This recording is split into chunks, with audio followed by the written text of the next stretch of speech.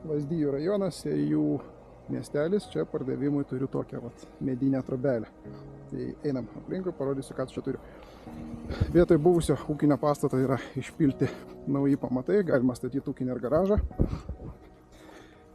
Pats sklypas yra pribotas iš abiejų pusių kelių, vienoj pusėje asfaltuotas kelias, kitoj pusėje, kur privažiavimas, ten yra žvyruotas kelias, yra keletas medžių, keletas vaismedžių, einam į vidų, parodysiu, kas ten viduje yra.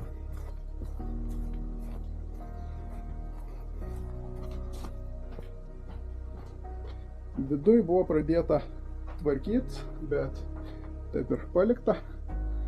Čia toks vienas kitas prengiukas ir čia yra buvęs kambarys, kaip matot, pečius yra išardytas. Buvo pradėti daryti lietų pamatai, bet taip viskas ir pasiliko.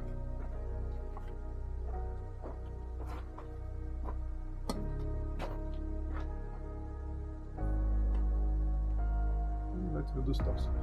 Aukštis preliminariai apie 2 metrus.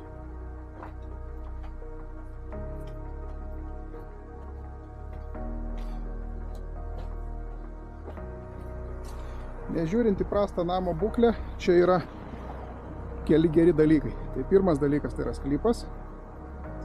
Antras dalykas tai yra didelis, platus ir gilus šulinys.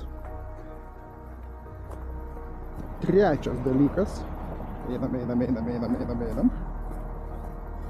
Tai yra tai, kad ant sklypo ribos yra kanalizacija, vandentiekis ir va čia už sklypo kampo yra transformatorinė, jeigu norėsit pasikelti elektros galingumą, o jį pasikelt tikrai norėsit.